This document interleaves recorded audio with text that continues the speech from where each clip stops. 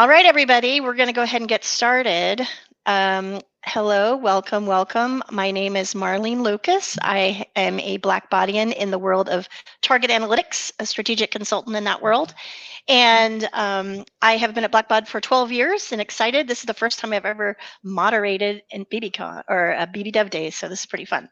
And I want to introduce our speaker today. We have Nick Marchese. He serves as the Director of Academic and Strategic Technology at the Emma Willard School and is also the founder of Collar City Consulting. He is a seasoned educator and technology professional with over 15 years of experience. Based in upstate New York, Nick specializes in developing bespoke digital solutions, leveraging his expertise as a Google Apps script specialist. He's uniquely qualified at enhancing organizational workflows, automating manual processes, and streamlining data synchronization to solve unique challenges. We're excited to have Nick here with us today. So Nick, why don't you go ahead and get started and share some of the things that you've been working on. Awesome. Thanks so much. Hi, folks. My name is Nick Marchese. This session is going to be called Unleashing Sky API with Google Apps Script, a beginner's roadmap. So if you were in any of my sessions yesterday or today, I kept referencing, I'm going to be doing one that will be talking a little bit more about the logistics. This is that one. I don't have documents within the Docs tab, but I'll provide some contact information after, and I'm happy to share the slides and anything that's there. Plus, I believe you'll get a recording after the fact. Please make sure that you're throwing some stuff in the Q&A and the chat. Both are fine. The Q&A makes it a little bit easier to kind of navigate those, but feel free to put them in wherever it feels most comfortable to you. Okay. Here's our agenda, a little bit about me, a little background, a little bit about the basics of Sky API and authentication, and that's what we're gonna kind of go through today. Marlene gave me a great introduction, but again, I'm the Director of Academic and Strategic Tech at Emma Willard School and the founder of Collar City Consulting. You can reach me at the information there. All right, so a little bit of background. If you've been in my sessions today, you'll hear this now for a third time. The last 2 years, I've been able to present at BB Dev Days around integrating Sky API with Google Apps Script, specifically around advanced list syncing to Google Sheets. So that was based out of me trying to use the Google Apps Scripts that I've been using and trying to find a way to automatically populate things, but make it so that the data was going to be up to date. So it took a little while, but finally finding my way into a Sky API and then integrating with existing scripts to create live data syncs. So the current reach of that script and some of those tools reaches over 50 schools. It's probably even higher now, and over 75 connections all over the US and Canada. So let's help others like you get started. So that's kind of our goal here today. And again, feel free to ask questions throughout or save them to the end. I'm going to do my best to cover some good stuff. So why Google Apps Script? So just a couple of things to stand out. So it's free and it's browser-based IDE for Google users, especially Google Workspace users. It's built right into Workspace. It's got a similar familiar syntax with JavaScript. It's JavaScript-esque, where if you've done JavaScript or a version of JavaScript before, it's going to be really similar with some Googleisms. There's no local development setup, no downloads, and it also has built-in scheduling and triggers for automatic runs, so that way it's running in the cloud without the need for a local computer or person. So part one, a little bit about Sky API basics. So what is Sky API? I mean, if you're here, you probably know a bit, but just to kind of give it's a REST API for Blackbaud products. It returns data in a JSON format, and it's available for multiple products. I listed a couple there, but those are not the only ones. And a JSON format is basically just a way that the data gets returned to the application or program or user, so that way it can be translated into whatever you're going to be using it for. If you're not familiar with any coding or any JavaScript, this might seem already intimidating. Don't worry, this is basically just showing how it comes in as an array or a table that you can manipulate the data in an organized way rather than just dumping it in a pretty wild way. So some key concepts to know. There's a base URL starting point for all Sky API requests. So I put up a couple of examples here. I actually might have to, these are a couple of examples, not all the examples, and different endpoints that you can go ahead and add to them. So basically you have the base URL, let's say the school/v1/ and then you can add an endpoint specifically onto there to get specific data. So we're going to talk a little bit about getting all rosters. And then the HTTP methods are how you're going to ask for that data. So a get is when you're going to retrieve the data. So that's most common for beginners or most things you're going to be doing. And a post would be like creating or starting or adding something.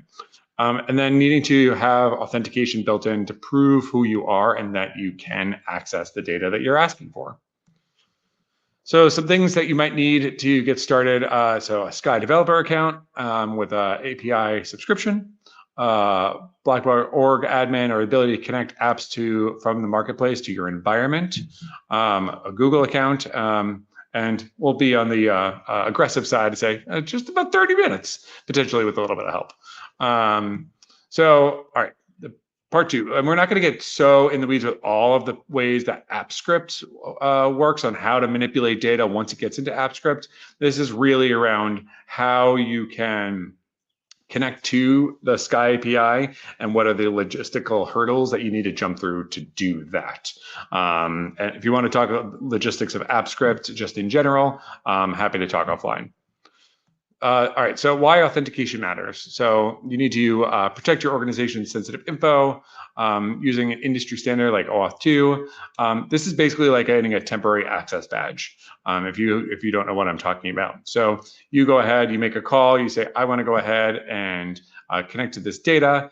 Then you have to prove that you are who you are and that you have the appropriate access, and you get a temporary access token or code, so that way you can go ahead and access that information. It's not permanent. Okay, so here is Blackbaud's really great OAuth 2 authentication flowchart.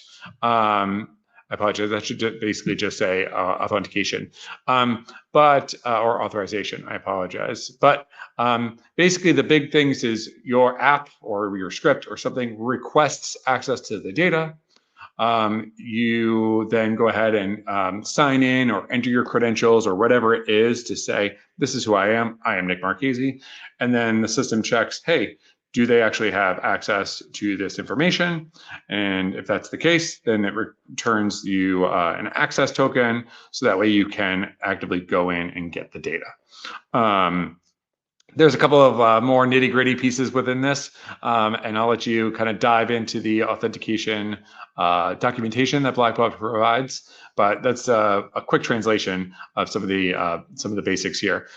Everything that I'm going to be going over when it comes to the Blackbaud stuff is within their getting started documentation, and these are a little bit some ways to just make it a little bit more specific to AppScript.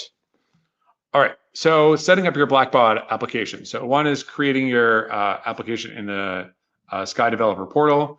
Looks something like this. You create an application, you call it whatever you want, you got to put a URL in there, and you save it. The next, once you make a script, which we'll talk about in a second, is we need to add the redirect URLs. So that way, when the script is running, Blackbaud knows where to send the data back to and how to go ahead and move things around. And the format that I've had success with is listed there as 2A, where you're essentially taking your Google script and with a little macros thing and the URL and a user callback, and then you're specifically putting in your script ID number, which we'll talk about. But every script has its own unique ID number, just like a document or a spreadsheet has its own unique ID number.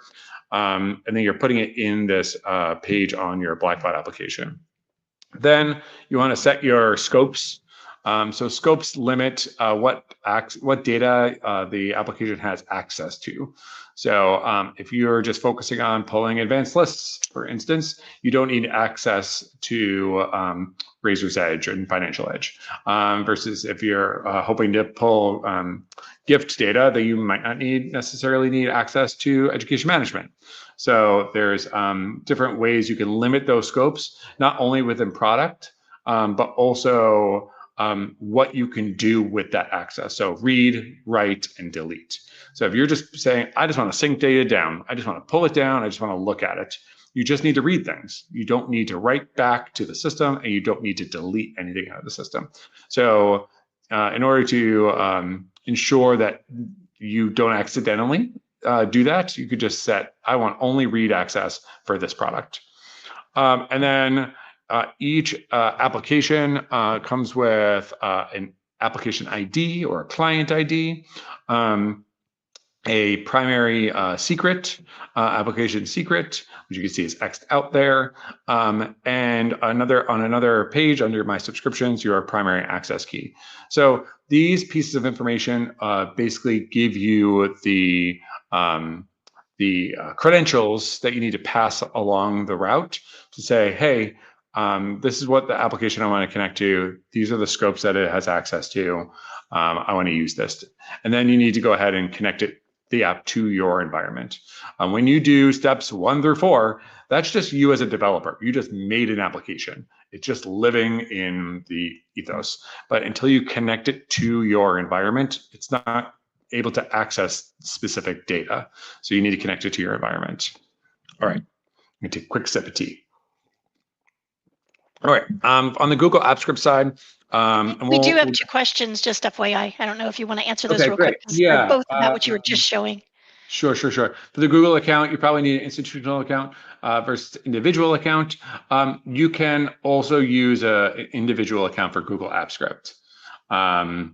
So, and then does the scope live in Google or in the Blackbaud side? So the scope for which Blackbaud product data you can access lives in Blackbaud. So you would say, for this application, I want to only be able to access education management data and only be able to read it. And then if you were to link it up to that application, and then you were to make a call to the Razor's Edge an endpoint, it'll say you don't have access. Roger, I hope that answers your question. Just hit me back if okay, great, awesome. So Google Apps Script. So Google Apps Script is essentially lives in Drive, in Google Drive. So you can go in there, you hit the little big plus button. It's not one of the the first 3 because not a lot of people are using it as much. So you dive into the little arrow there, and you're going to create a new Apps Script file. And you're going to have a basic project structure of you're going to have a code file where all of your main functions should happen. And then you can optionally have a config file where your credentials could be stored. Again, the credentials that we're talking about are these. These you want to keep confidential and private and not share it with other people. For the sake of this demo, I am showing a way where you'd be storing it in the file. There are better, more secure ways to store it within script properties or to hash them or do any other things to make them more secure. But for the sake of clarity and making sure everybody's on the same page, I'm going to show where you could store them at the most basic level. Okay, great. Can we initially create an app with only read access and update it later to provide update? Yes, you can do that.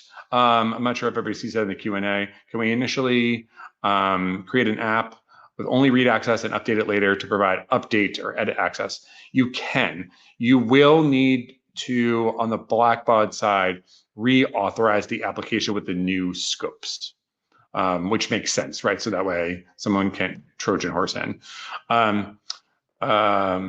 Great, thank you, Jean.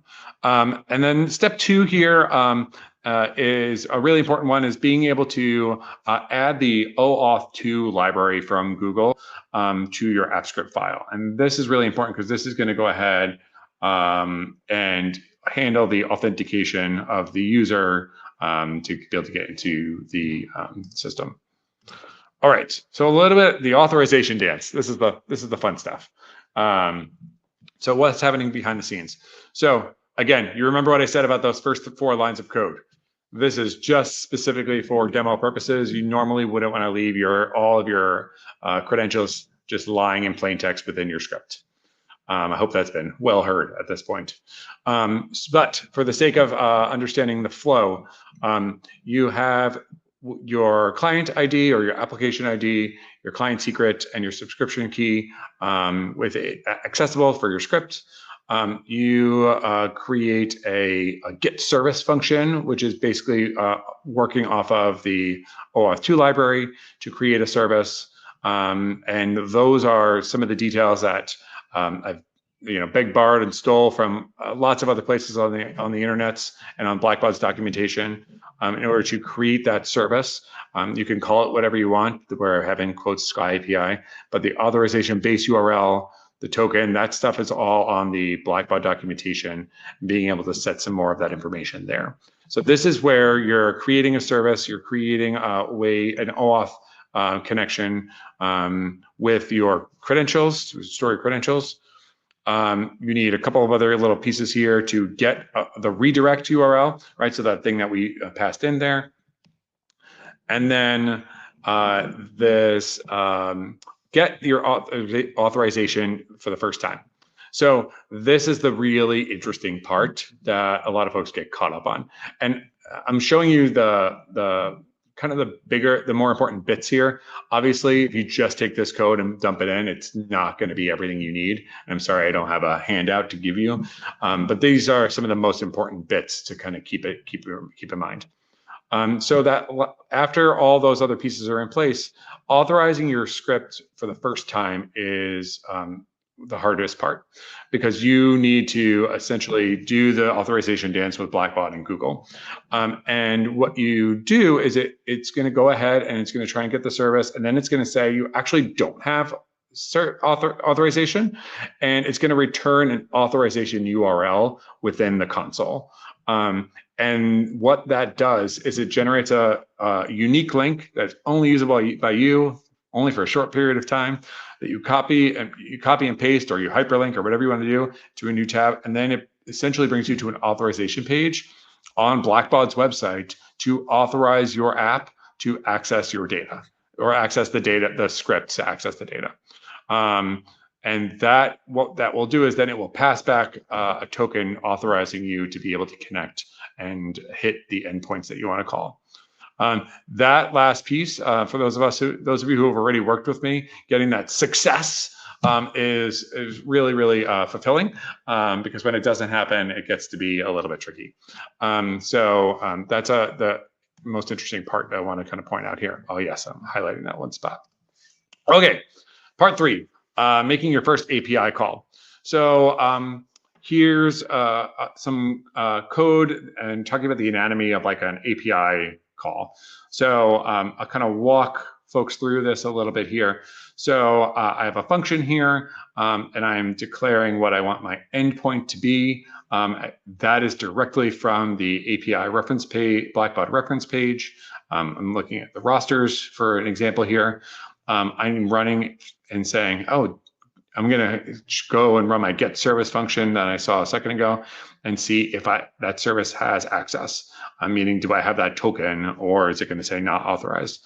And then I essentially have a if statement here that says, if the service doesn't have access, run that authorization first function. So I get that link and I can go ahead and authorize it. But if it does, we jump down to where it says the var response, where essentially I'm using the Google Apps Script's built-in URL fetch app, which can fetch or go out and call an endpoint via an API. So I'm putting the endpoint variable in there. I need to provide some headers, which again is on the Blackbaud documentation page, and the very specific formatting that it needs to be in order to make that happen. And then, assuming everything was successful, it's going to return to that response variable the data from the academics rosters endpoint for, I believe that it's set to default to the current year. So that's kind of the anatomy of your first API call request. So some next steps in troubleshooting, some things to kind of keep an eye out for is the redirect URL mismatch. So making sure that it's the exact URL from AppScript, right? So there's an ID number in there that's really important to kind of keep in mind. If you have an extra slash or an extra space or something strange, it's not going to work. You have an invalid subscription key. Again, copy that from your My Subscriptions page. Your token's expired. This happens often. So OAuth2 is handling the authentication, but your Blackbaud has pretty specific token windows in when it expires. So they have on their I don't want to quote it because I'm sure I'll say it incorrectly, but you want to go ahead, or maybe I have it here. As a security best practice, access tokens expire after a set period of time of currently 60 minutes. So if you are not actively using that token within every 60 minutes, then your access is going to expire. You're going to have to re-authenticate. So there are definitely some interesting ways to work with that to make it work for yourself. But if that happens, you'll get that little pop-up with the authorized link, so you can go ahead and authorize that again. And if you have empty data that's being returned, you really want to just make sure that you check your scope and your permissions within the Blackbaud application. You might not have the correct scopes. You might not have the correct year. Maybe the ID number is wrong. Maybe you're slightly sending in the headers wrong, or maybe the endpoint doesn't actually exist in the way that you think it does, or you're sending a parameter that's incorrect. So really just double check all of those little pieces. Sometimes you just score. Sometimes it just works. Sometimes it takes a little bit of time. But there's definite ways to make it work better for you than others. Going beyond the basics here, right? So once you get set up and going, some things to kind of keep in mind is how you can handle larger data sets. So by default, not all endpoints, but a lot of endpoints that cap at a certain level, a certain number of rows per call. So that can be usually 1,000 rows or less, depending on the data. So you're having to paginate through, so essentially flip the page on the data, so that way you can get to the rest of the data. And you'll have to go ahead and there are some interesting ways to work on paginating through the data and making more calls. Setting up error handling, so that way your thing just doesn't straight up break in the middle. Add some debugging logs. Automating your scheduling with triggers. AppScript has really fantastic triggers built in directly, so that way you just set it and forget it. You can go ahead and hit multiple endpoints within one function and then somehow bring the data together or cross-reference, do some for loops, do some fun stuff there, and then create some production-made ready solutions for your organization. I see a question here. Setting up multiple instances of a script, do you generally add separate redirect URLs to a single Blackbaud app? Great question, Troy. I think it depends on what the scope of the data that you're looking to get from the different instances of the script. If it's all going to be, all education management read data, then sure. If you know that the scopes have to be a little bit more, niche along the way, you definitely would want to separate those out. And that way, also, if you ever needed to sunset one of those applications, you know that you're not going to go ahead and kill everything off at once. So hopefully that answers your question. Okay, so some great resources, and I realize that you can't click the website, you can't click your screen. So this, but these are generally pretty straightforward URLs, but I'll drop them in the chat because we'll have a minute here. And that the Sky API documentation is really helpful. Just developer.blackbaud.com/Sky API. I mean, /docs gets you a little bit more specific. Then we have the Google AppScript documentation. Again, Google has some really great things there. The OAuth2 library, which I know I referenced in an earlier slide. This is really important with connecting to your AppScript file.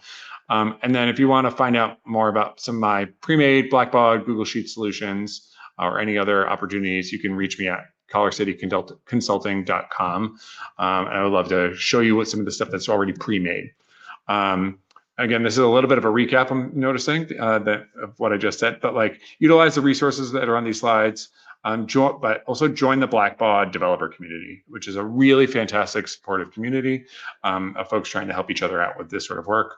Or reach out to me and we can go ahead and chat and have a really fun summer getting you set up with something that's already made or brand new to you, and we can go ahead and create something custom. I know that we have a little bit of time here, so I'll just leave this slide up. I feel like some of the questions I've answered along the way, but feel free to ask more questions if you have them. Otherwise, I would love to hear from you, just to connect, even if you're not interested in partnering or using anything, just to learn a little bit more about you and what you're doing.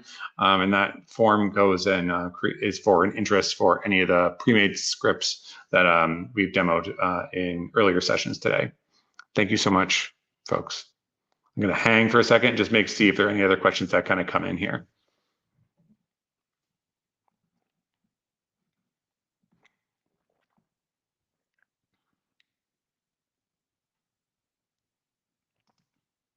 And if this felt like a too easy for you, and you wanted to go ahead and be a little bit more robust, I'll be running another session at 2:15 that's definitely more of a pro code session around Looker Studio. So feel free to check that out.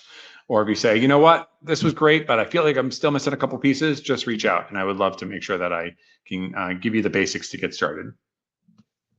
Thank you so much, folks.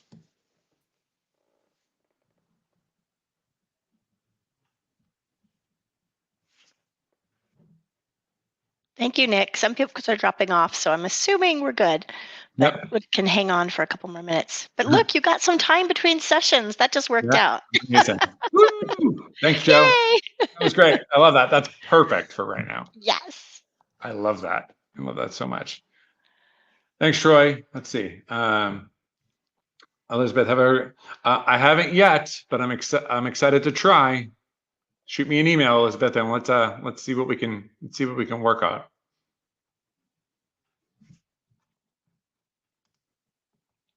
I mean, API is an API. We just got to figure out how to get in.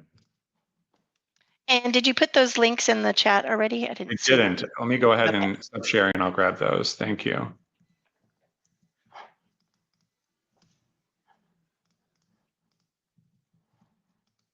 Same thing. Like I don't know enough about Facts. I don't know specifically what their API documentation and stuff looks like. But if that's something that you're interested in exploring a little bit more deeply, like reach out and you and I can kind of talk about what that could look like. I'm not really sure what's available because that's not hasn't been brought up yet. But it doesn't mean that it couldn't happen.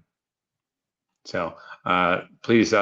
Reach out if you're interested, Tracy. I would love to hear from you. I mean, I'll bring this slide back up while folks are wrapping up.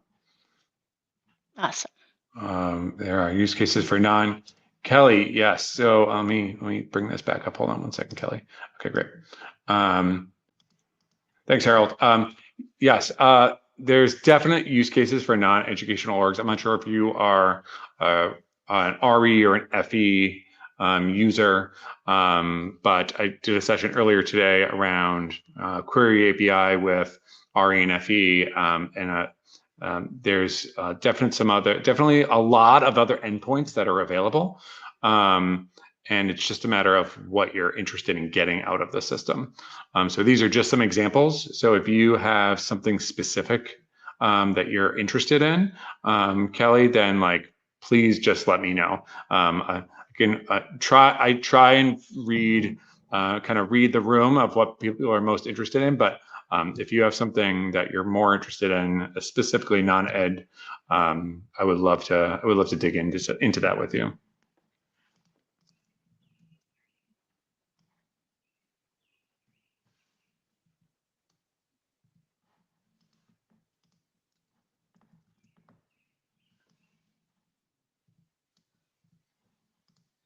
Awesome. All right. Well, I think we should let you go then, so you can go prep for your next call. Awesome. Get your little 5-minute break. Awesome. Thank you so much. Thank you, Nick. Great session. Thanks. Okay, bye. Thanks, Elizabeth. Bye.